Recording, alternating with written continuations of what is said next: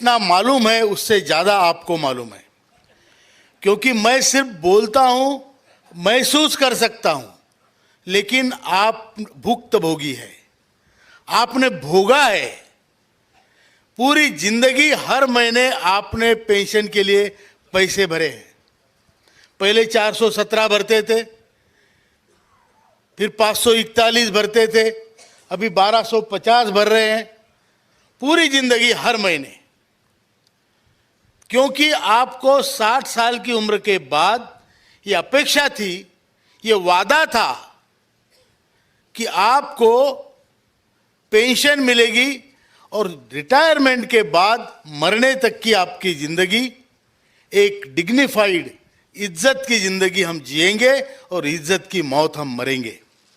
जो हमारे संविधान ने भी हमें अधिकार दिया है कि हर नागरिक इज्जत की जिंदगी जी सकता है, life with dignity and death with dignity.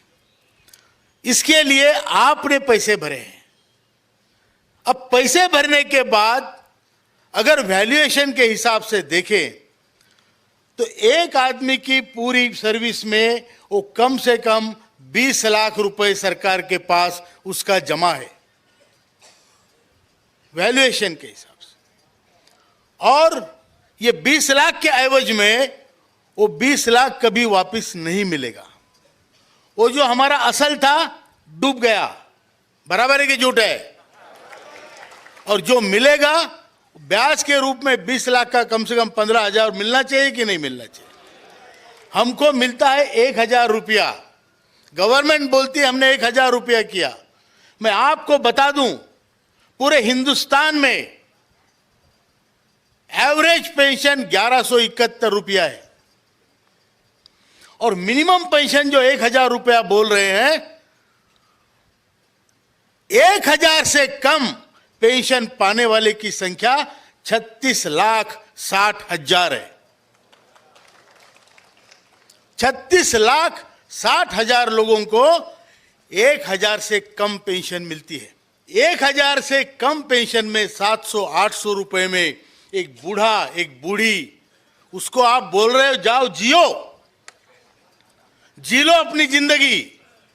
हमने आपको 800 रुपए दिया है, बराबर है कि झूठ है? इसका परिणाम क्या होता है? परिणाम क्या होता है?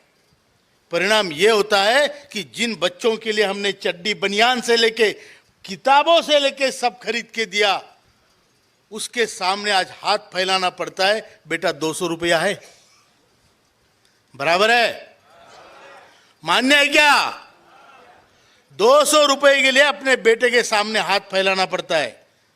वो देता है एक बार, दो बार, तीसरी बार उसकी बीवी उसको बुला लेती है,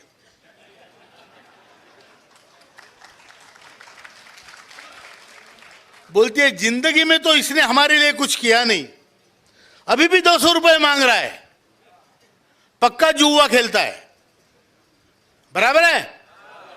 अपमानित होकर जीना पड़ रहा है। हमारे ही घर में, हमारे ही बच्चों के सामने हमको आज अपमानित होना पड़ रहा है। और जो हमारा स्वाभिमान था, लोग हमें नमस्कार करते थे, सलाम करते थे, राम राम करते थे, आज हमारी उस गली मोहल्ले में, हमारे घर में कीमत बिल्कुल नष्ट हो गई है। हमारी परिस्थिति उस झाड़ू जैसी हुई है जिसने पूरा घर तो झाड़ लिया, बाद में दरवाजे के पीछे उसको रख दिया, बराबर है? वो पोतरे जैसी हुई है, पूरा पोतरा कर लिया, घर को साफ कर लिया, बाद में 4 पानी से निचोड़ के सुखा दिया। और कोई दूसरा मेहमान आता है, बोलता है ये पोतरा यहां ठीक नहीं लगता है, इसको वृद्धाश्रम में भेजो, बराबर है क्या? ये हमारी हालत हमारे देश की इस व्यवस्था ने की है। ये इंपॉर्टेंट नहीं है किसकी गवर्नमेंट है, ये इंपॉर्टेंट नहीं है किस पार्टी की गवर्नमेंट है, ये व्यवस्था। इसीलिए बहन जी ने बोला 1952 से अभी तक इस हालत में सुधार नहीं है, क्योंकि व्यवस्था ठीक नहीं है। और इसलिए ये व्यवस्था सुधारने के लिए हम चले हैं। और आज मैं आपको बता दूं, 10 साल की आप लोगों की लड़ाई है, 10 साल का आपका पुरुषार्थ है, और इसका परिणाम आने वाले 2 महीने में आपको मिलेगा। आपकी पेंशन बढ़ेगी।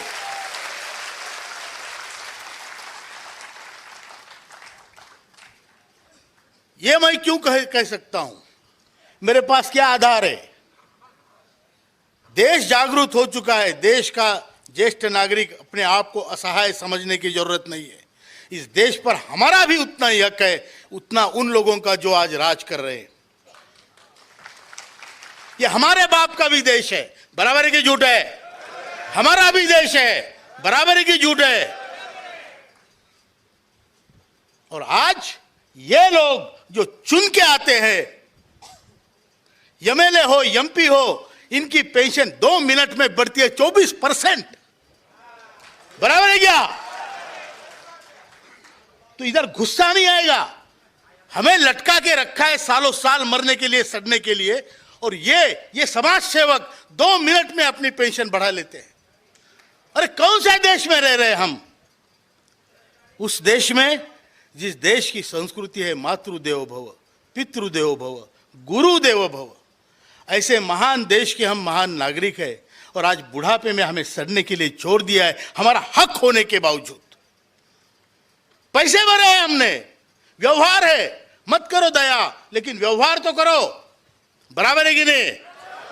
फुकट नहीं मांग रहे हम, कोई आपके उपकार नहीं चाहते हैं, या कोई आप बड़े दाता नहीं है जो हमको, अरे हमको कौन दे सकेगा?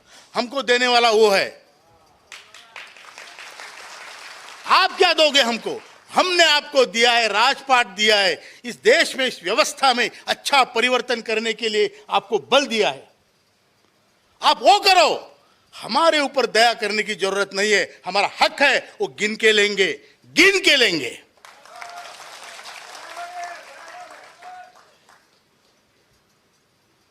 ये कोई दया का खेल नहीं है कि हम वहां भीख मांगने जा रहे हैं। हम भीख नहीं मांग रहे, हमारा हक मांग रहे, गिन के मांग रहे। आप हिसाब करो, हिसाब दो, हिसाब बराबर करो। आपके उपकार की वजह से हम नहीं है, अरे हमने कष्ट किए, हम खपे हैं, हम भर खपे हैं, इसलिए आज हमारा देश इस कगार पे आके बैठा है। बराबर है? ये कामगारों का, किसानों का देश है, वो खपे हैं, तब आज जाकर भारत माता हमारी इतनी रिस्पेक्टेबल बनी है। और आपको जो अधिकार दिए, उसको आगे ले जाने के लिए दिए, और हमने जो किया है उसका मुआवजा, उसका हिसाब मांगेंगे, और मरते दम तक मांगेंगे। हमने जो पैसे भरे हैं उसका हिसाब आदरणीय, अभी मेरी एक और अच्छा, मेरे लिए ये सौभाग्य की बात है कि मैं आज भावनगर में हूँ, जहाँ से आदरणीय नीमूबेन मंत्री है, और हमारे श्रम मंत्री भी पड़ोस की कॉन्स्टिट्यूएंसी से है। मैं दोनों से मिलने का मुझे सौभाग्य प्राप्त हुआ है। मनसुख भाई मांडविया जी से मैं कम से कम 4 बार मिला हूँ। एक बार उन्होंने खुद ही बुलाया और मीटिंग कराई। 21 फरवरी की बात है। 21 फरवरी को राजू भाई, 21 फरवरी को हमको बुला लिया, और उन्होंने इसलिए मीटिंग की कि उन्होंने बोला, जाओ राउत साहब, आप जाके अपने लोगों को बोलो कि मैं उनका काम कर रहा हूं और मिशन मोड पे कर रहा हूं। फिर वो बोलते बोलते बोले, मैं जानता हूं जिसने 1 पैसा कंट्रीब्यूशन नहीं किया है उसको हम और कई राज्य आज 3,000 रुपए दे रहे हैं, तो आपको तो उससे ज्यादा मिलने चाहिए। मैंने बोला, सर इसमें थोड़ा सुधार करूं? बोले करो। मैंने बोला, एक घर में 2 बूढ़े होते हैं औसतन, वो 6,000 लेके जा रहे हैं बिना कंट्रीब्यूशन के। एक घर में 6,000 रुपए लेके जा रहे हैं, हमें उससे ज्यादा मिलना चाहिए। बराबर है कि झूठ है? बराबर है क्या? तो बोलो, आप ऐसे वैसे नहीं आंदोलनकारी हो, आवाज निकालनी पड़ेगी बॉस। बराबर है क्या? तो हमने बोला 6,000 रुपए एक घर में बिना कंट्रीब्यूशन के 2 बूढ़े लोग लेके जाते हैं सर, और हम पैसे दिए, हमने पैसे, उसका हिसाब भी होना चाहिए। तो हमको 6,000 से ज़्यादा, कम से कम 7,500 और महंगाई भत्ता हमें चाहिए, मतलब चाहिए।